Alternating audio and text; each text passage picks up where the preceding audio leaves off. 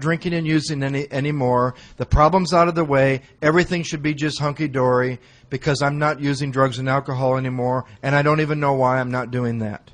And I was stuck on step 0, eliminating alternative after alternative after alternative until you're down to 2. Now, the screwed up thing about getting down to those 2 alternatives, when we get to them in the book, I'm going to help you see. When you finally see you think you got 2, you don't have either one. Because you ain't been doing really well at dying an alcoholic death. You haven't been able to blot out the consciousness of your situation. And you don't have the power to live life on a spiritual basis. So as soon as you think you're 2, you'll find out you don't have any. But then you'll be on step 1 with no alternatives rather than on step 0 with more than 2. Thank you very much. I would also like to talk about a couple more things that are important this weekend. The morality that Mark and I operate on is this. There is no good, there is no bad, there is no right, there is no wrong. The morality of Alcoholics Anonymous for me goes like this. Is it working for you? Is it working for you? He said it earlier. If you're happy, content, everything's wonderful, why do the steps again? Why do them for the first time? If everything's going great, this will be a really boring weekend with some information on some spiritual stuff that you can bring your virtue to and grow as a virtuous person that's having a wonderful life. If a prayer brings you to a new desperation that you've never had, either for the first time or the 10th time approaching this work, and you get some new desperation based on a current first step, the morality is this. What you're doing is not bad or good. What you're doing is not right or wrong. What the fellowship and those other people are doing is not right or wrong. The only question is this. Is it working for you? The only other thing I want to mention right now is questions. A lot of questions are going to be raised. A lot of questions are going to be asked. Here's the way to approach a question. Don't answer it. Anyone who has ever heard of Zen Buddhism knows there is a term. Anyone who's ever heard of Christian mysticism or contemplative Christianity, they use the word contemplation. Zen Buddhists use the word koan, K-O-A-N. Those are both. In Christianity, it's a verse, a word, or a statement from the Scriptures that you choose to bring to your heart to get past mind to directly experiencing that which you've brought to your heart. Centering prayer, contemplation. In Zen Buddhism and in Tibetan Buddhism, they use the word koan. A koan is a question that's asked over and over and over to take you beyond mind to directly experiencing the question. And the first time I heard that, I realized that's what we've been doing with this book for a long time. Turning statements into questions. But the questions that we raise, because here's our pattern. We've been programmed our whole lives. Remember in school? Here's the question. First hand that goes up is the best. Who can answer it the quickest? Take the test. Finish it fastest. Give a question. Got to have an answer. Here's the test. Let's drop that. Let's ask for an open mind and a new idea with a way of approaching questions. These questions, especially in the first 3 steps, are meant to be considered, brought to your heart, and answered experientially. Let the answer come to you rather than from you. So this weekend, and it's already happened on the first break, we have disturbed you about the question of alcoholism, some of you. So there's a belief system, let's get free of, that has almost killed all of us in this room, drinking and sober, and here's what it is. If it feels good, it's good. If it feels bad, it's bad. We spend a lifetime trying to avoid, quote, what we think is bad. So if some of you have already been disturbed, the paradox is that's good. If some of you have not, that's bad. Imagine you're working with someone, they've been using the set-aside prayer a month, 2 months, you've been in the first step, they've been in the first step, they come over to your house, you say, how you feeling? Oh, everything's hunky-dory, I'm doing really well. Those are the people you worry about. Somebody's been doing the set-aside prayer, they come over to your house, I'm all fucked up. Wow, great. The prayer is working, because what are you praying for? an open mind and a new experience. And do you think your mind opening, which means old ideas being stripped away, is comfortable? So, you're back to something, as we did our the first session, and just so you understand, Joe and I pray and meditate, and we come and speaking happens. And we're not responsible and accountable. I don't know how else to say that. We, a long time ago, realized that we weren't the one doing this thing. So however it flows is however it flows. I mean, that's number one. That power has a sense of who needs what, and we don't, and we're vehicles. And the fear of it, when you get to the fear inventory, the big book says, God will demonstrate through you what God can do. So that's some of what is going to take place here. So you work with the path of consideration. Those of you who have questions, take some of those within yourself over the course of this weekend. I want to, there were a bunch of people that raised your hands about you're in your first year. And I'm going to assume that people, raise your hands again. Those of you that you're in your first year for the first time. There were several of you. Raise your hands again, would you? Okay. Did someone ask you if you were willing to go to any length? Okay. And you probably said yes to that, correct? Okay.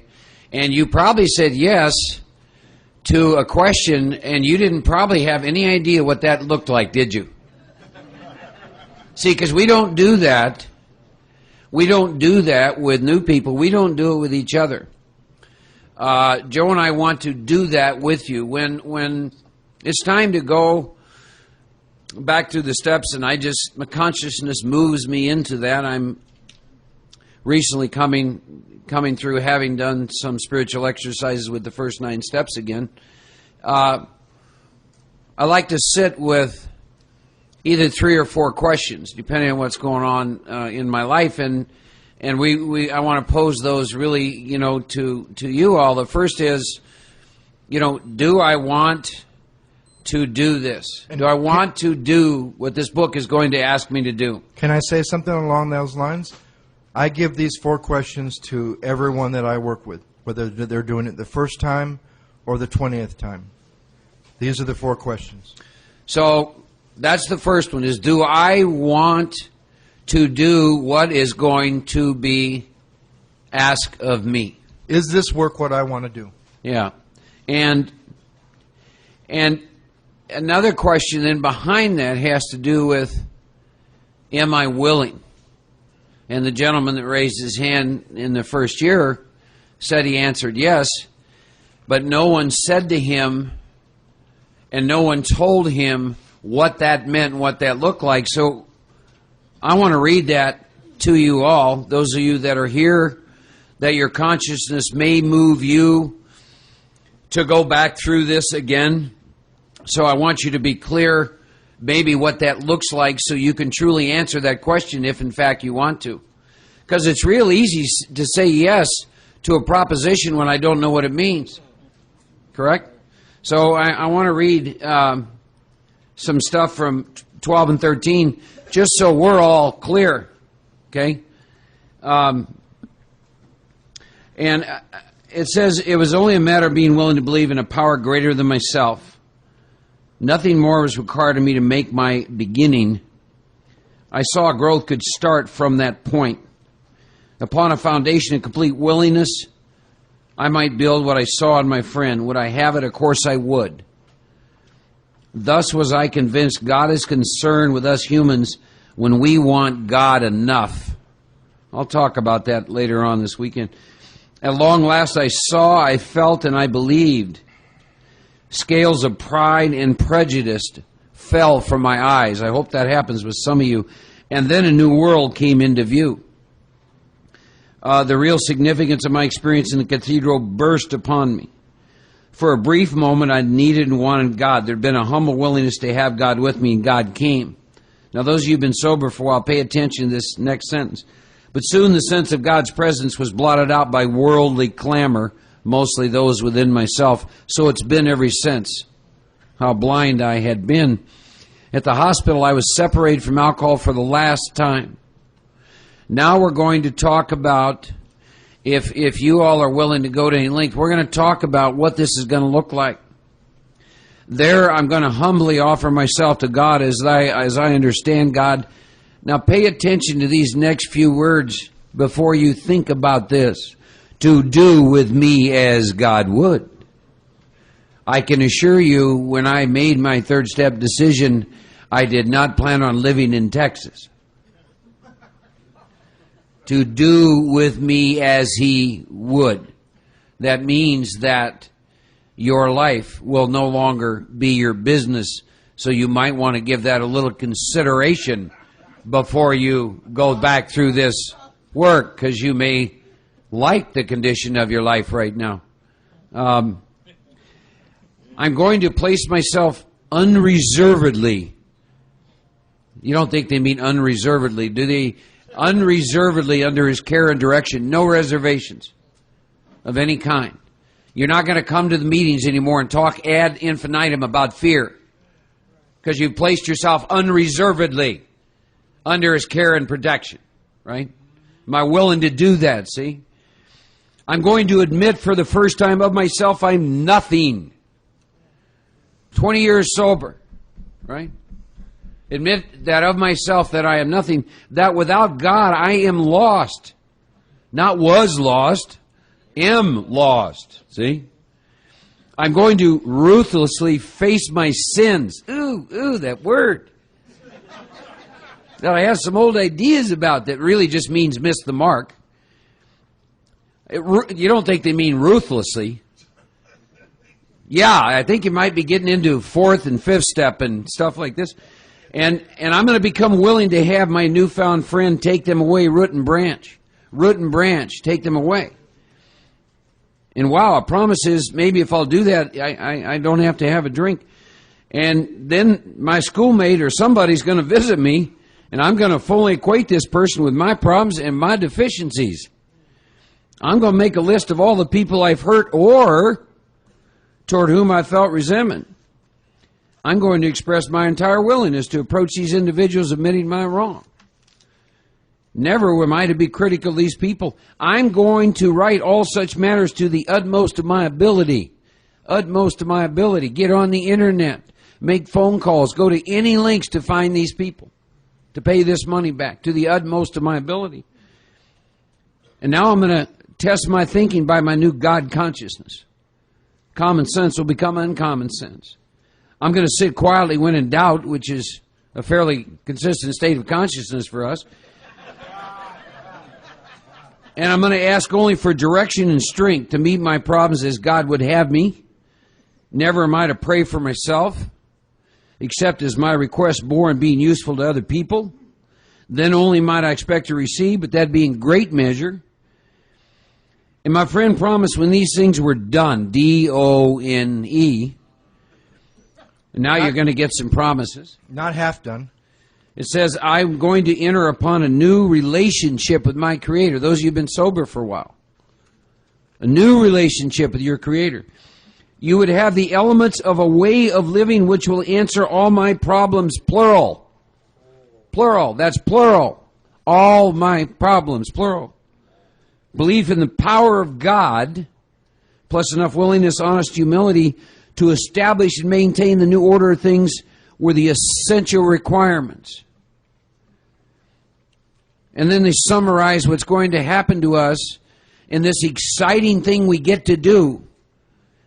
Simple but not easy. We all got to pay a price. Here it is. It means destruction of self-centeredness. You don't think they mean destruction of self-centeredness. Destruction of your self-centeredness. But we're told all the time that we can smash our ego and bring about our own surrender. Oh, just go home and surrender, honey. That makes me feel like when somebody says, go home and just don't drink between meetings. Or, all I need to do is smash my ego. Holy shit, if we could smash our egos, wouldn't we all be doing better than we are tonight? I'd be ego-free, ego-less. I'd have an ashram in India. You'd all be coming to visit me, Matt, rather than me coming to Queens to visit you. Just get rid of your defects. Smash your ego. Just surrender. See, and we must turn in all things to the Father of light, who presides over us all. I think that's an incredible. Now, that new man that raised his hand, who said he was in his first year,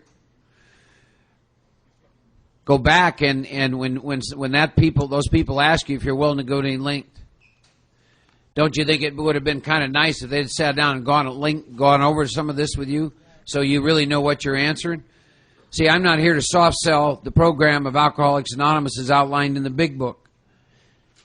You drink enough whiskey, this seems like a fairly easy set of propositions.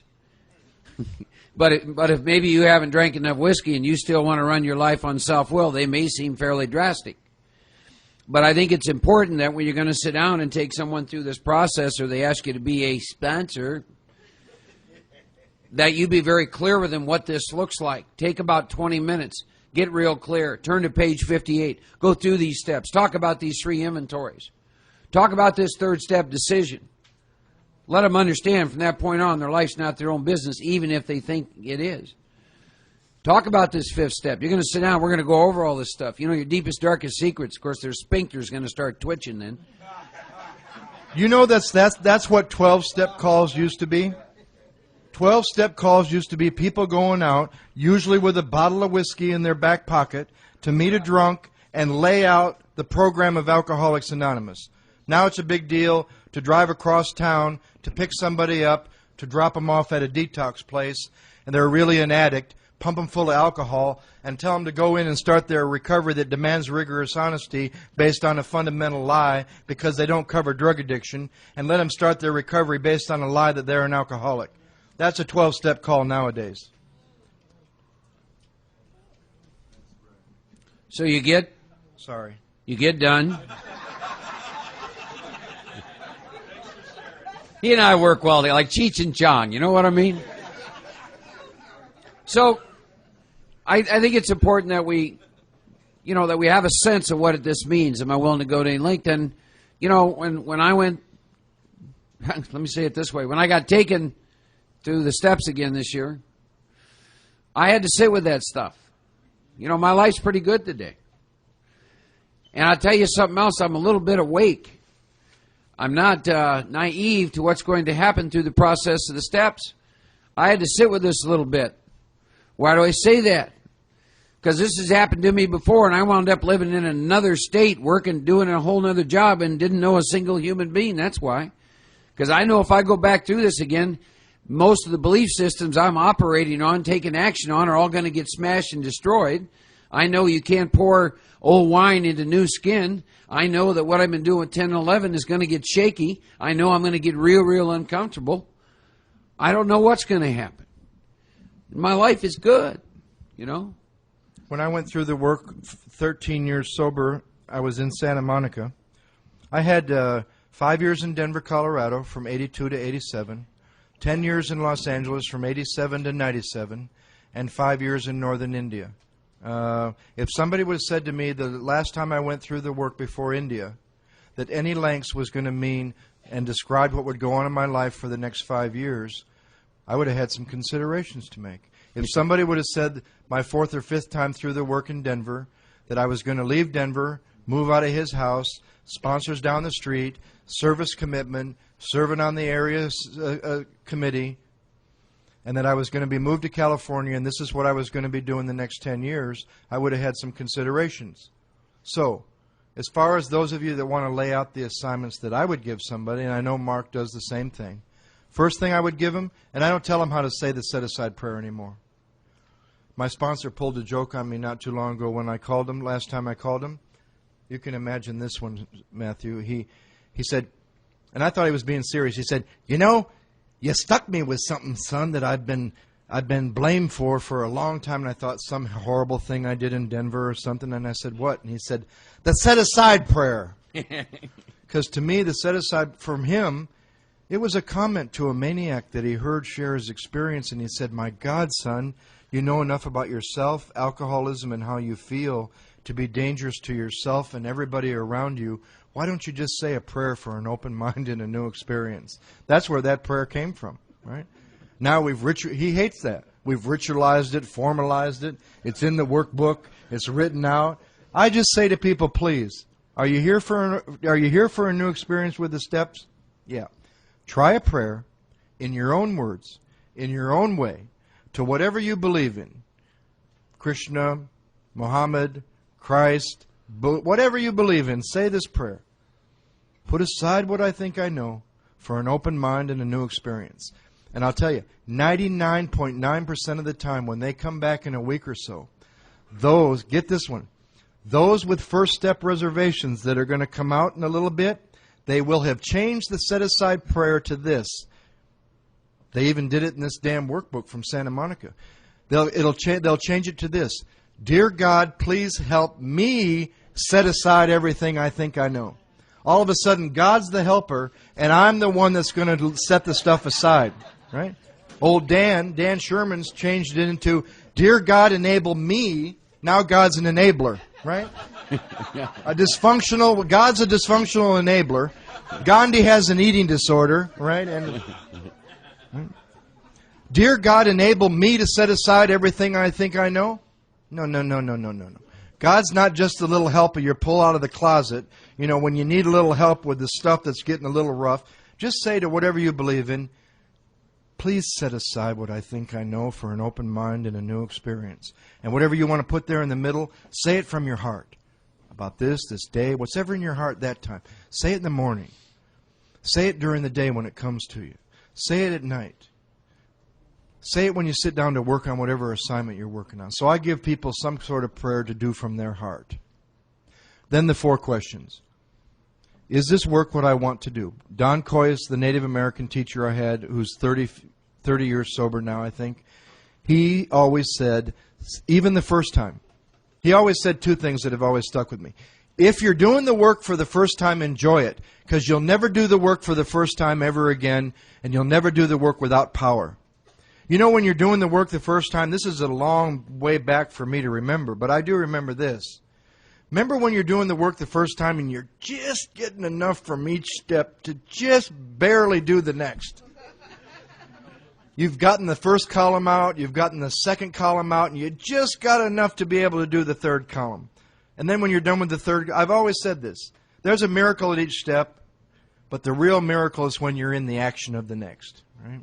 And then he would also say, with the question, is this work what I want to do? It somehow involves the ego that's right there, that's currently there in the process of doing it, and quells it a little bit, because answering the question, is this work what I want to do, involves the ego to the point where the ego will be involved in you starting the process, and it'll get smashed.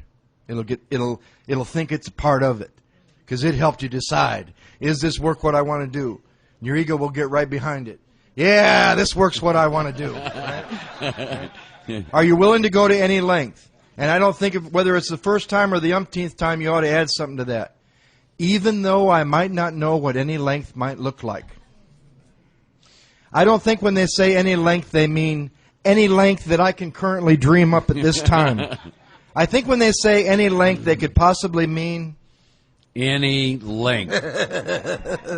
And I always thought that meant, you mean I'm not going to be asked to do anything out of the parameters of the first 164 pages. Then you're stuck. You're worshiping the book. God is everything or is nothing. And that spiritual stuff that's outside the program, that's how you'll refer to it. I don't see inside outside anymore, because I'm not inside outside. Right? You're either living a spiritual life and everything you do is spiritual, or you're not living a spiritual life and everything you do isn't spiritual. There's no what do we like? What do we like? The minor stream, and somewhere out there in the city is the mainstream, and this is the unreal world, and now I'm functioning. Let me tell you this. If that's the real world out there, and you all know it a lot better than a lot of other people in this country, if that's the real world out there, I don't want to be a part of it. But we are. They ain't separate. Is this work what I want to do? Am I willing to go to any length, though I might not know what that might look like? Then the most important is, Why do I want to do this work? Do you think if somebody came to Mark Houston after answering the third question and said, I want to do the work to get my wife back, get everything straightened out and feel better, he'd say, time's up. Because he uses a timer, and he's a busy man, right? People call him, and he said, you got 3 minutes, timer set, go. Right? Why do you want to do this work? I don't want to give it away, but for me, if it doesn't have a little something to do with life and death, you might want to go somewhere else. For people that can, there's people that can help alcoholics. I'm not one of them. Let me say this will get you to think. I do not look for people I can help anymore. I used to think that's our job, isn't it? We're supposed to go out there and look for alkies that we can help. You know what you end up with? Hard drinkers that a human power can help. You know what I look for? I look for mad dogs that nobody can help, and I point them to that which already is helping them, and they don't even know it. I point them to God. I quit helping people. It takes such a strain off you sponsors that feel so overwhelmed by all your pigeons, babies, proteges, or whatever demeaning name that you currently call them. Call and tell you about. Just point them to God. Is it working? Keep doing it. Is it not working? Try this. But point them to God. Be a pointer. But don't be a sponsor that points them this way, because then all you're doing is collecting dependents. You can claim on your income tax to God. Your spiritual How many I don't want to go. How many dependents do you have? 17. Consider this one. I gave this one to my friend that I'm helping with the work right now. I used to also believe that too, Chris. I can take people through the work. Holy shit, I must have thought I had a lot of power. What I have now, I don't have proteges, I don't have babies, I don't have sponsees. I have friends that I watch seek God. We do it together. I'm a human. I'm right there with them. You're fucked up? I'm fucked up. You did that? I did that. Let me tell you what I did when I was 15 years sober, right? My sponsor accuses me of being crazy sometimes. When I told him how I ended up going to India, he said, how could you not? How many people ever get an invitation like that? But I've had some times where I was just a little bit off track, What are you doing out there in California with that kind of lifestyle you're living? I remind him, and this is going to be said, it's going to finally be said, so when you meet him, you can ask him. Right? My sponsor, Don Pritz, when he was 7 years sober, moved to South Utah, married a Mormon woman, got a second wife. They all lived together. He was taught by the saucer man, how to call the saucer of John Smith and make it appear. And he would take groups out onto the desert and call the saucer that John Smith is in, 7 years sober, having done the work. He took groups on the desert to call the saucer of John Smith, and then he had what he calls his desert experience, and left those two wives and came back to Alcoholics Anonymous. Now, don't tell me going to India was crazy, right? So, is this work what you want to do? Do you really want to do this work? I had a couple times. I haven't been through the work in 2 years till I asked Mark in March. Right? A couple times I decided, no, now's not the time. To have the freedom and the grace and the power to be able to do, that's what the 10 steps about. Because if you've done the work before, you're not doing the work by yourself without power. You're doing the work with power, using 10 and 11 to do 1 through 9. We learned about that from Don Coyes, Don Pritz, and all of our heroes. You're using 10, 11, and 12 to do 1 through 9. Right? You're deciding, proper use of the will. Is this work what I want to do again? If you've ever gotten past your first set of amends. I'm only talking to 2 or 3 of you in the room. I saw you when your hands went up. Right? Everyone else, you're halfway through amends, 3/4. You live in Texas. You live in New Jersey. I don't give a shit. You live in Harlem. You've had a spiritual awakening as a result of 1 through 9.5. It could be amazing, but you haven't had a spiritual awakening as a result of the steps. The 12th step tells you. What's the other question? Is this work what I want to do? Am I willing to go to any length, though I might not know what that would look like? Why do I want to do this work? And why with me? Because when you leave my house, the kind of people that come to my house, that's what I'm going to ask myself. Why me? They better have a good reason why they've asked me. You're famous? celebrity, tapes, fuck you. Get out of here. Right? Why? Why me? And what areas are you currently being dishonest about in your life? With yourself and with others. And look at every area of your life. IRS, you're giving your employer a fair day's work, relationship, significant other relationship with yourself, your physical body, your emotional state, your mental state. What areas are you being dishonest with yourself and others? You know, it's funny. Joe and I were laughing the other day. Consciousness says takes us back to the steps again, but he and I were laughing because what's happened as a result of that, when that begins to come up, we both kind of begin to suffer from PTSD. I mean, we were living in Denver with a great life and begin to go back to the work, and the next thing he knows, he's out in Los Angeles, right? And that kind of deal's going on, and I wind up in Texas, and then I've lived in 4 places in Texas, and jobs start and jobs end, and I don't know if he's thought about this, but he had begun the process of going through the steps, and then ultimately winds up down in India, that's a little jaunt. And he's down there, and I think, maybe 2 years ago started the steps again, and now here he is sitting in Queens, and he's not in India anymore. So when we sit down and answer these questions, we really like to sit with them for a little bit, because we have a lot of experience. What that could truly mean is, at somewhere in the middle of these steps, I could be in the other side of the continent, and we know that today. And the ego will want to answer them right away. Sure, I want to do the work. Then you've just shut off. Here's the deal. If you're posed with a question and you answer it right away, you've stopped any experience you can have with the question, because you've already gone to what you already know. Sit with the question. Let the experience come. Don't answer it right away. Give yourself, and always look at every question that we're going to pose at the first 3 steps that are these first 4 ones. Look at a question as a coin. Every question has 2 sides. Those that have been around for a while, you will get much more benefit, like from the first question. Is this work what I want to do? Don't answer it. Look at, maybe I don't. Am I willing to go to any length to do this work again? Maybe I'm not. That's how you look at a question, like a coin.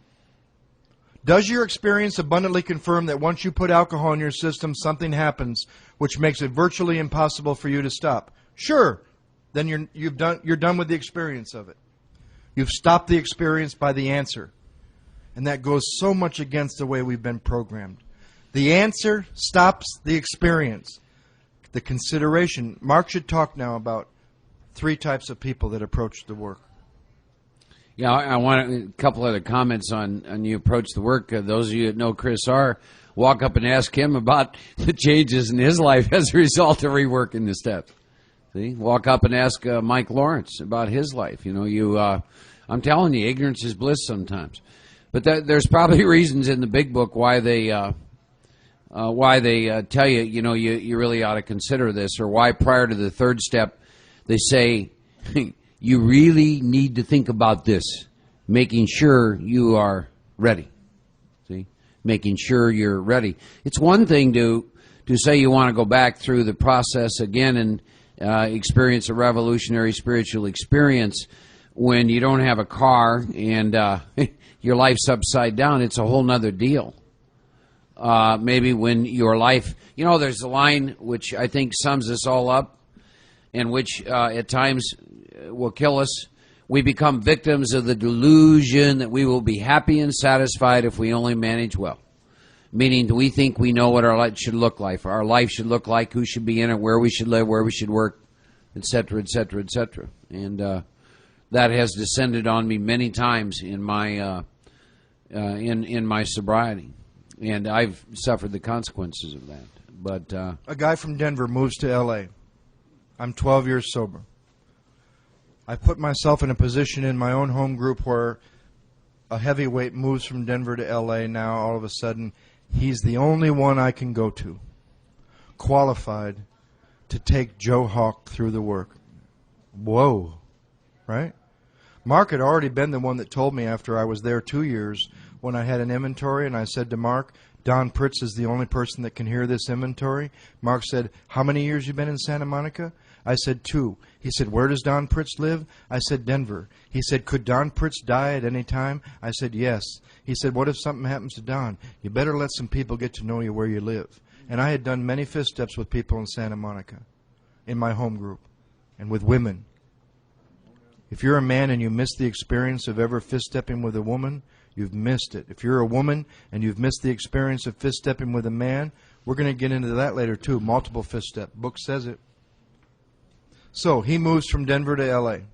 I go right to him. I got to do 1 through 9. He said, great.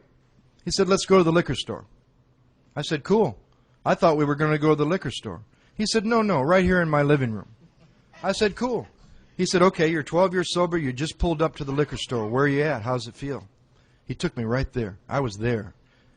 I said, I'm not feeling much at all. I'm a little bored. It ain't too exciting, and it ain't too depressing. That's the place I hate. I can handle severe depression, and I can handle mania. But don't give me a mediocre day, 12 years sober. Don't give me mediocre. I got to be doing something. I'm taking people through the work. I'm speaking all over the country.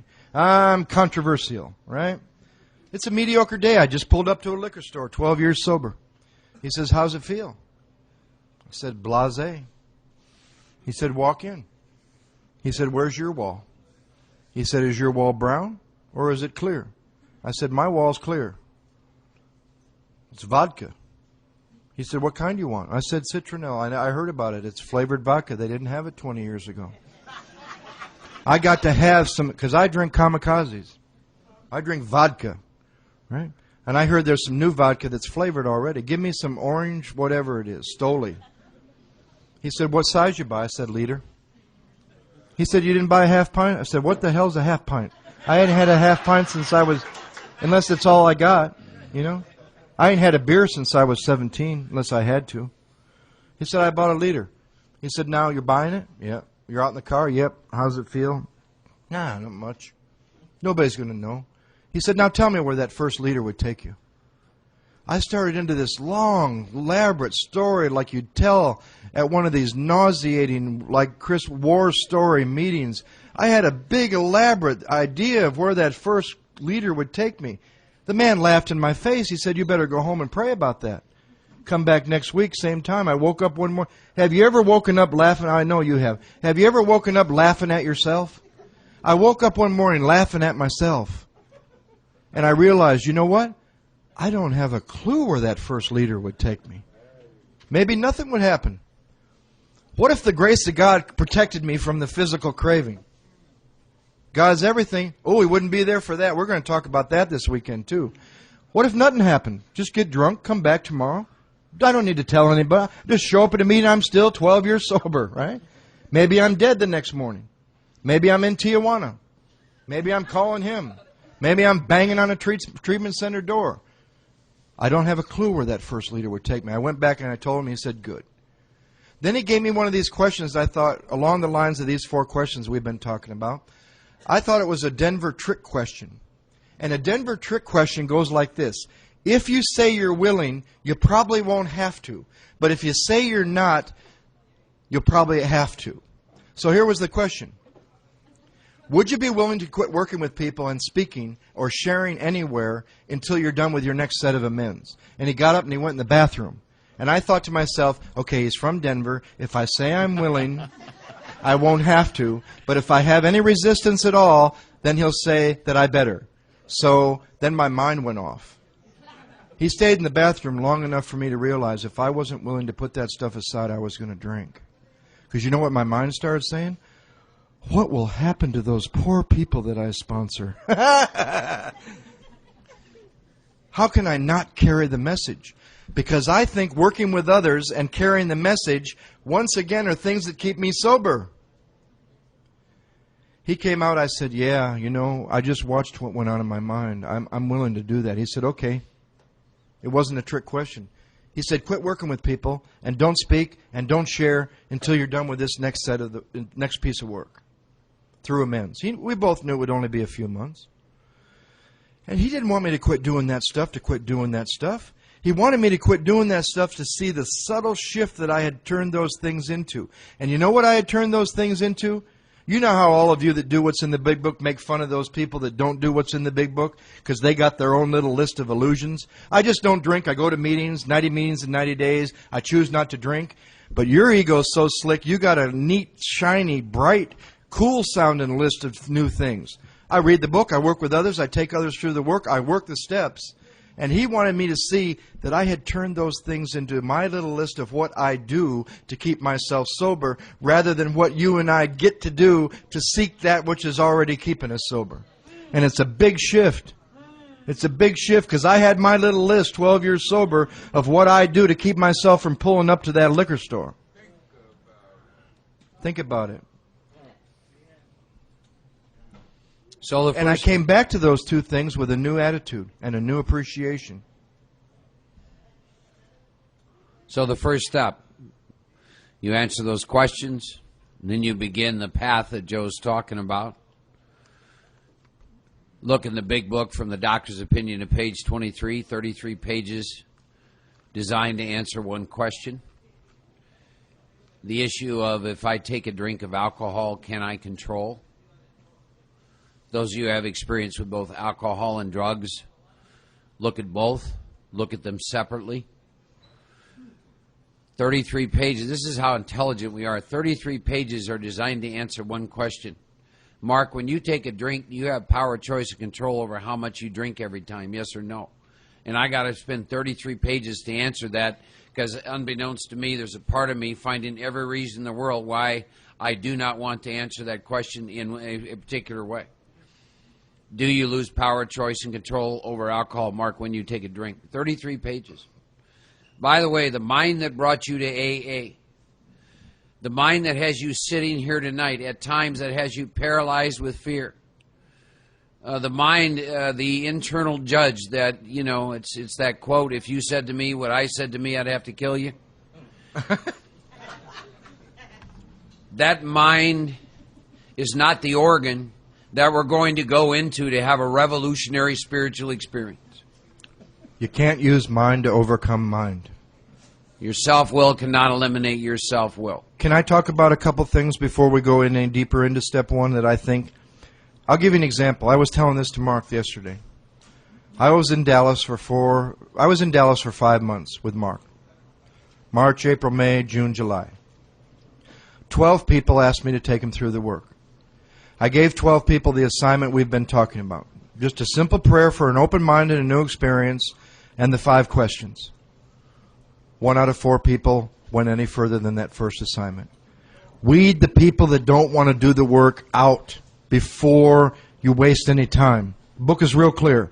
If they don't want what you have to offer, let them go, because you might spoil a later chance. We've all known people. Some of you in this room needed to drink again. Drinking again was a great thing for you, right? So there's another couple things. I want to talk about the difference between those of you in the room that have been in, and as we have, I want to talk about the difference between the grace of God and a conscious contact. Guy comes to me with 26 years. He had met Don Pritz and Gary Brown and Paul Martin at a thing in Nashville, Tennessee called the Music City Roundup. We had a small meeting up in the room. He heard something he never heard in 26 years. I was there. We get back to L.A. I'm the one he's stuck with. I'm not the one he wanted to ask. I'm just the only one that does this work this way in L.A. at that time that he knew. He would rather have asked Don or Gary or Paul. He gets stuck with me. It was a blessing. Give him a prayer. Open mind, new experience. He calls me back in a couple of weeks. He says, Joe, I have a serious problem.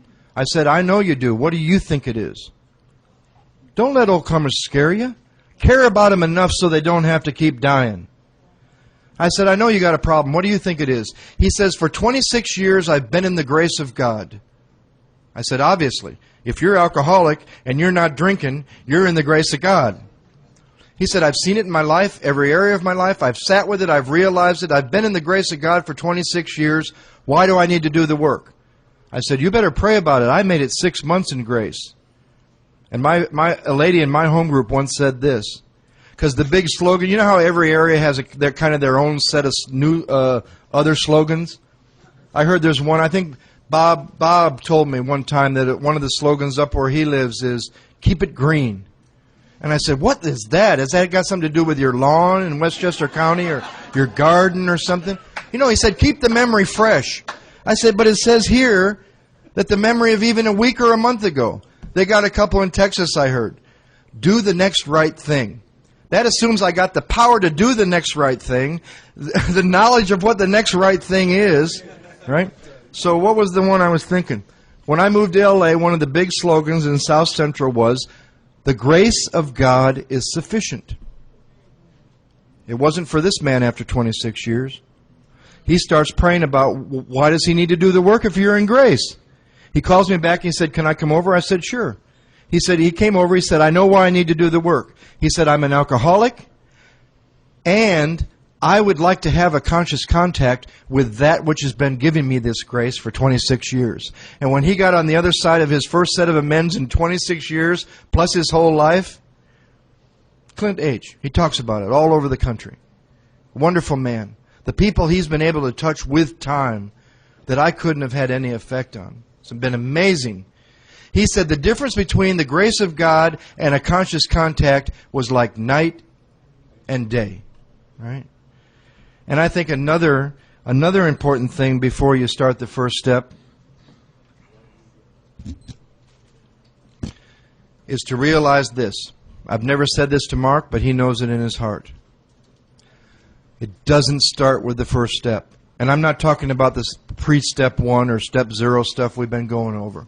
It never started for you with step 1.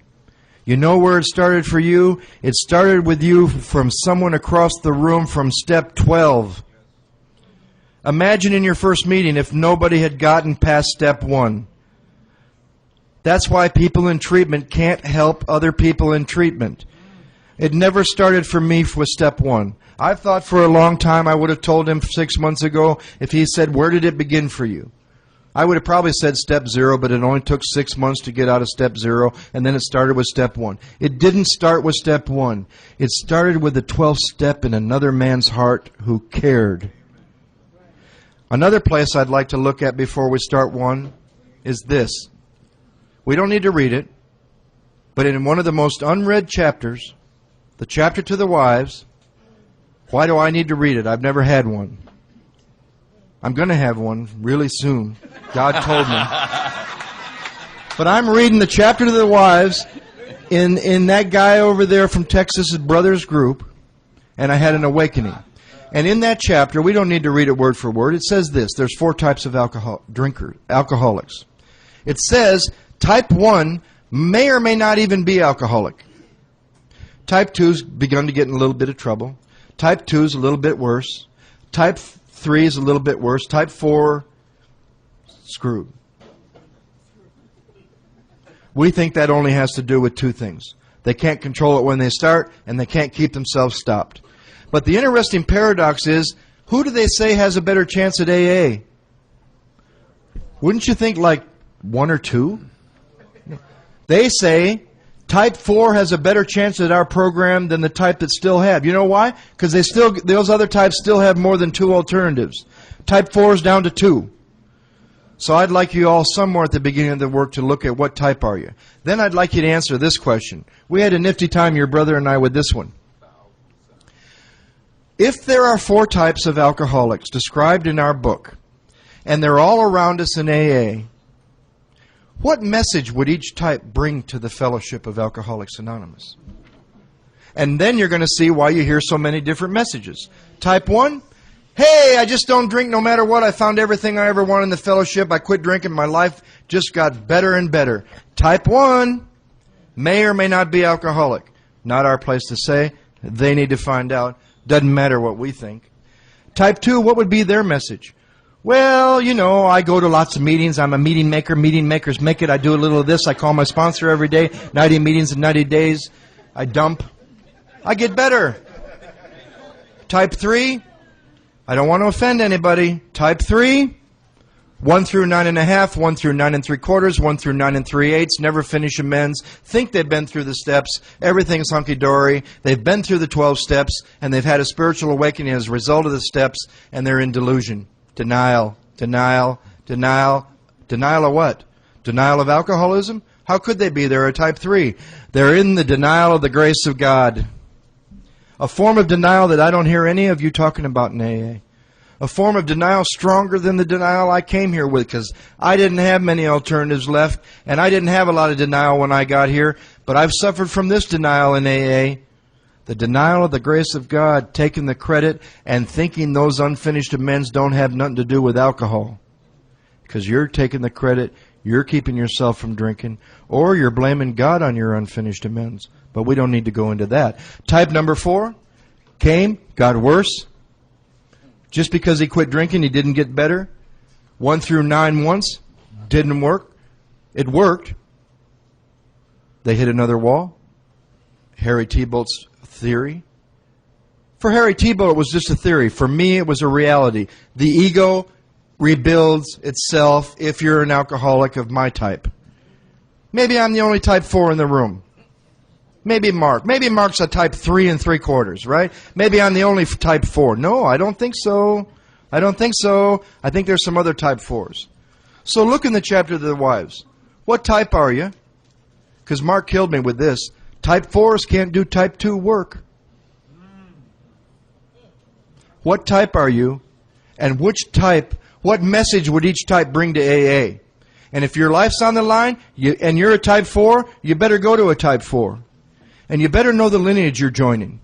What if you ask somebody to be your sponsor, you know your life's on the line and everyone they've ever worked with has drank again? Because there's a difference between knowing the message, having done the work. There's a third component.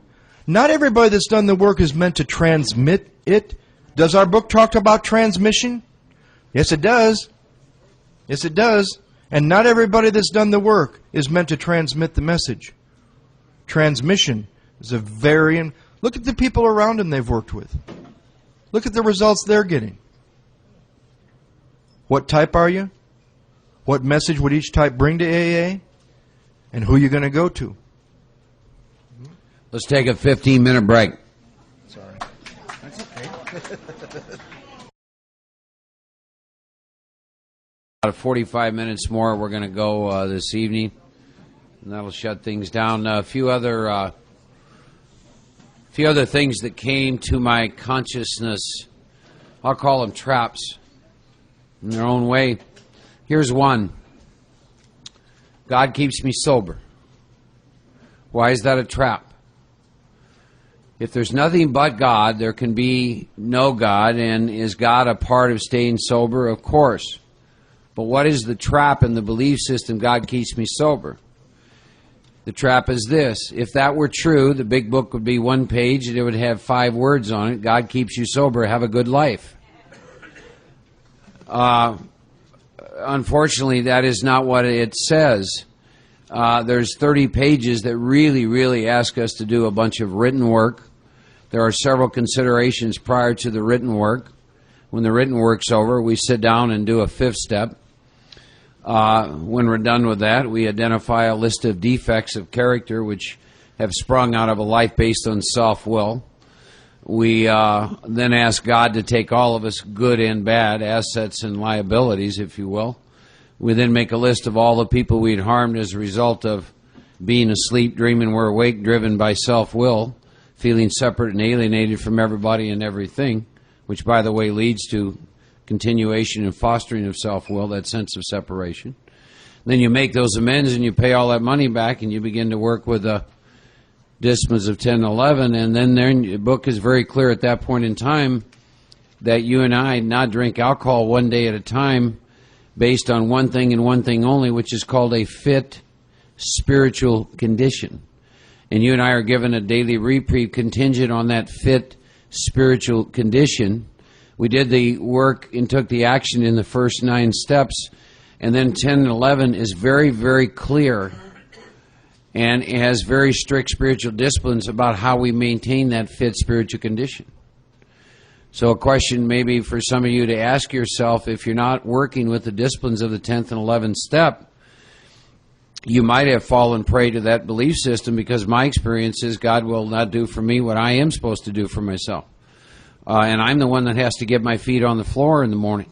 And I'm the one that has to read pages 84 through 88 and work with whatever meditation books consciousness has sent my way. And I'm the one that has to sit in the silence, be still and know that I am God.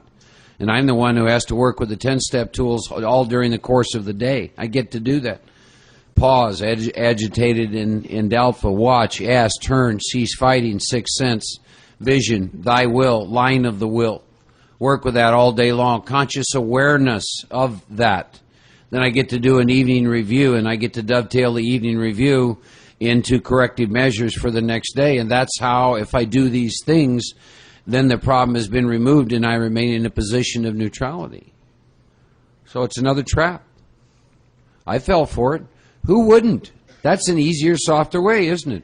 God keeps me sober. I'm just going to a meeting. Right? That's the easier, softer way. I'll bet you every one of you in here has had periods of time where you've operated off that belief system versus the work of the strict spiritual disciplines. And so I see it as I just see it as another trap that you can fall into. I've fallen into it, and if I have, I'll bet you have as well. Took me a long time to understand that God is not responsible for my fit spiritual condition. God is everything. See? What isn't God? What isn't God's will? But there's these disciplines I have to follow based on my experience to remain in a position of neutrality. Fit spiritual condition. What does that look like? Am I willing to do that? Do I like the effect produced, by doing that? Tell you a little story. The big book says Joe and I were doing a lot of stuff what I'll call preliminary to step one, which I believe is essential. And I believe if we did more of it, we probably would have more people move through amends and work with 10, 11, and 12. But the story goes like this. One day, a pal of mine, he's out hunting. He likes to hunt. And this dog shows up, bird dog. And he's out shooting ducks, and the first time he shoots a duck and goes in the water, to his amazement, this duck walked across the water and retrieved that duck. And he shot 2 more that day, and that dog did the same thing, and it was just blowing his mind. He's in AA and used to miracles, so he thought, my God, this is incredible, a dog that walks on water. So he took the dog back home and, that kind of stuff. Well, he happened to live next door to an alcoholic who was still drinking, who also liked to hunt. So the alcoholic stumbled over that night, and he said, you going hunting tomorrow, Dale? And Dale said, yeah, I'm going hunting. And he said, I'd like to go eat. And he said, okay. So the next day, Dale and the drunk, they get in their truck and they go out to the duck blind. They got the dog there, and Dale just can't contain himself. He just can't wait to see what this drunk's going to see when he watches this dog walk across water, right? So the first bird comes along, and Dale pops that bird, and sure enough, that dog just walked across the water and retrieved it. And so they shot about 6 or 10 ducks, and that dog did that every time, and this drunk didn't say one word. And he's drinking beer, and Dale's just looking at him. That dog's just walking across the water, bringing them ducks back. Finally, Dale couldn't contain himself anymore, and he turns to the drunk, and he says, do you notice anything strange about that dog? And that drunk looked at him, he goes, I have. He said, the poor thing can't swim?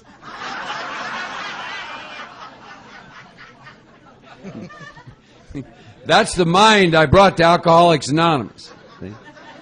See, I'm going to go into that mind to solve my problems and to live my life. See?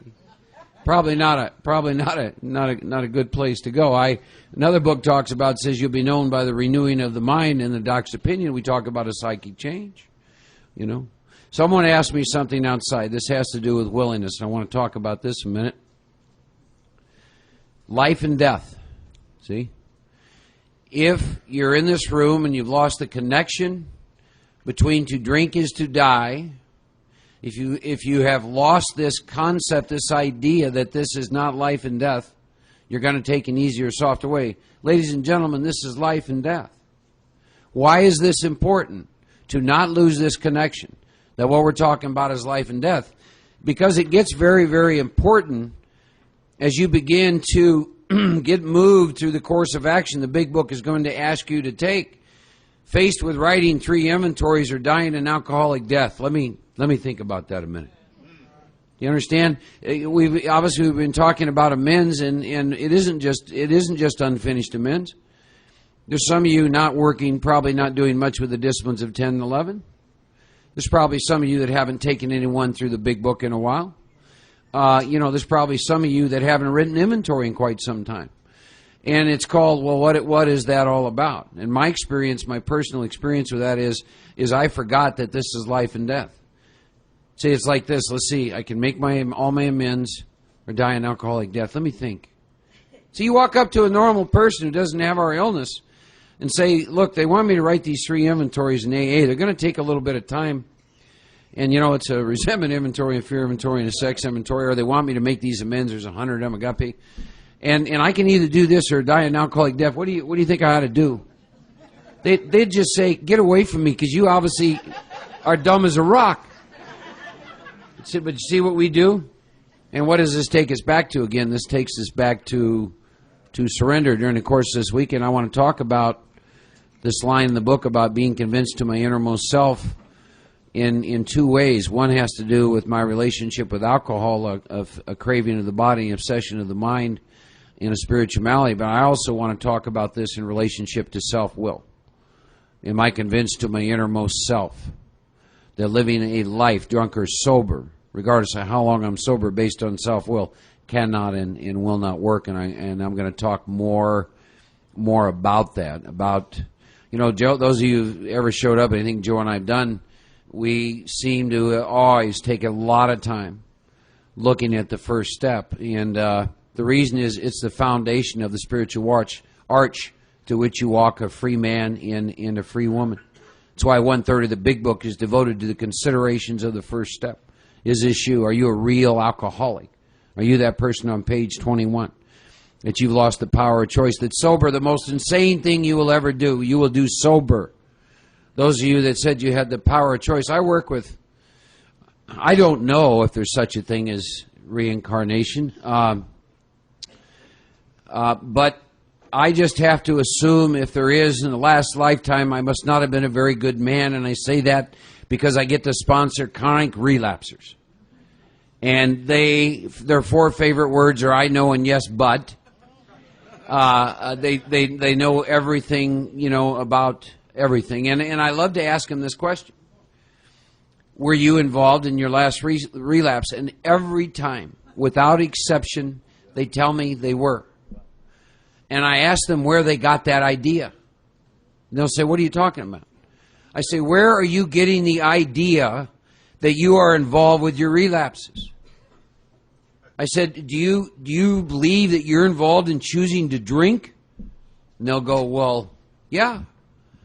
And I'll say, have you ever looked at the Big Book, pages 23 to 43? Do you not understand that if you're a real alcoholic, you've lost the power of choice, and the most insane thing you'll ever do, you'll do it from a state of consciousness called sobriety. And that is that there will come a time when you'll have no effective mental defense against the first drink.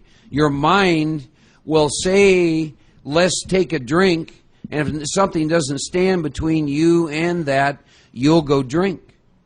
They've never understood that.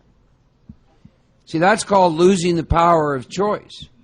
And I'm very, very clear on that piece.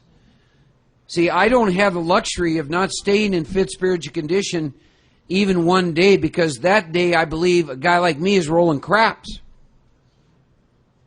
Now, I don't do what I do out of fear. I do it out of love, because I like the effect produced by conscious contact with God. See, I do this for the same reason I drank. I like the effect produced by alcohol. I do what I do with these disciplines because I love the effect produced by conscious contact with that which created me.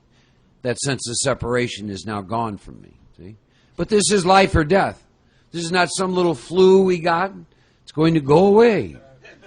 See? With a little pill or a little bit of time, or those kinds of things. So those are some things that I wanted to talk about. Ask yourself, have you been caught up in this belief system of God keeps me sober? Big Book says fit spiritual condition, Mark. Daily reprieve based on this. By the way, it says this is what you do. This is how you do this thing. So we've talked about those questions and those considerations. We've talked about willing to go to any length, and I think we have a much greater picture for all of us of what that looks like. Then you start looking at the first step, 33 pages to look at this issue of when I take a drink, do I lose power, choice, and control? And by the way, use your experience to answer the questions out of the Big Book. Don't pay any attention to what your mind tells you. That's the same mind that has you doing insane things sober. So go into your experience to answer the questions in the Big Book, and there's many questions and considerations in there. Let your experience tell you what happens when you take a drink. Do you lose power, choice, and control? For those of you who do drugs, what is your experience? When you do drugs, do you lose power, choice, and control?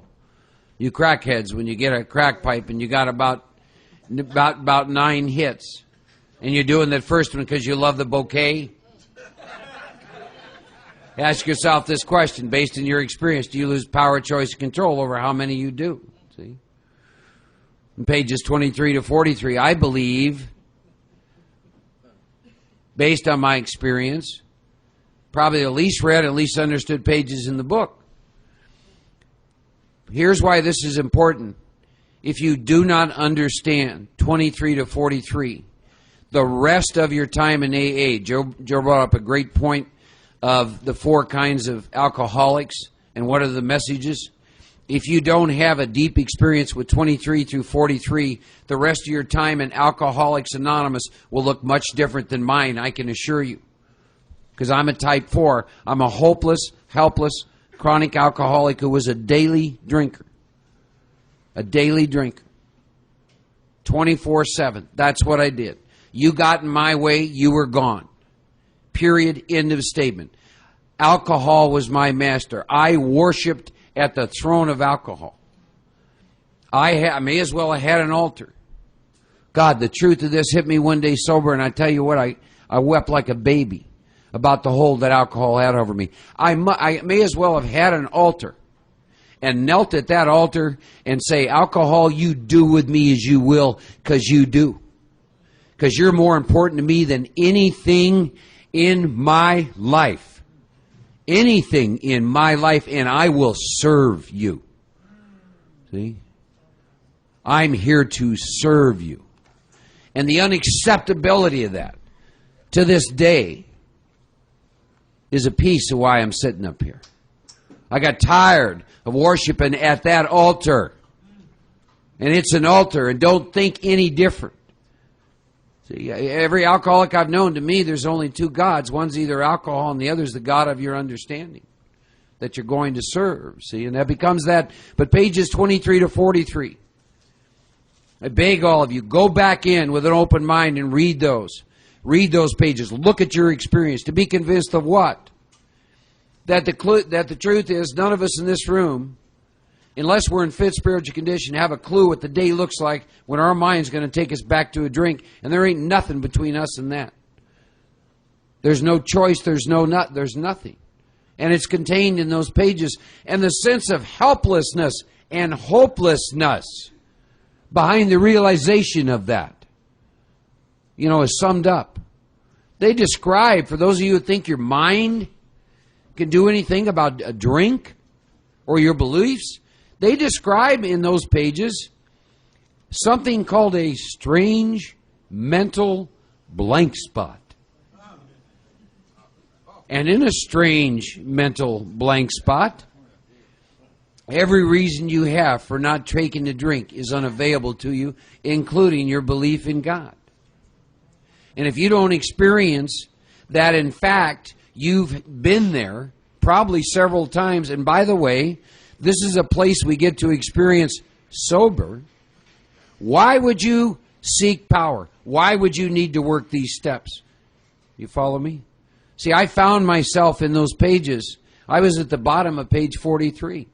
Once more, mark at certain times. That's the crapshoot. Mark at certain times I don't know what the time looks like. Mark has no effective mental defense against the first drink. Sober. They're talking to me sober, right? Mark's defense must. Doesn't say maybe. Says must come from a power greater than himself. And my experience abundantly confirmed this. That sentence and that experience with those pages took me from being an atheist to a seeker of God. Or let me say it another way. A seeker of the power behind the name. I'm not interested in the name. The name has been misused and overused and conjures up all kinds of belief systems. We're the kind of people, the name isn't important. See, Joe and I are sitting up here because of the name Stoli Vodka. We drank a lot of what was in that bottle. So I'm not interested in the name God, but I'm real interested in the power behind the name and having an experience with that. And there's the question. Are you more interested in conception or consciousness? Go ahead. We talked about 4 types. We're going to find out it's good to look at, but it's not the major point in the first step. We're going to start talking tomorrow about taking all the drama, all the trouble, the length of time, the amount. We're even going to find where it says that hard drinkers could actually be worse than a real alcoholic. We're only going to focus on 2 things. Can you control it once you start? And can you keep yourself stopped once you stop? I brought up those 4 types of alcoholics because the book does, to help you see why there's 4 types of messages in the program. And if you don't know this, it's going to hurt you. We're surrounded by hard drinkers who were given a sufficient reason. We're surrounded by them in AA. A lot of non-alcoholics in Alcoholics Anonymous. It's not our place to find out.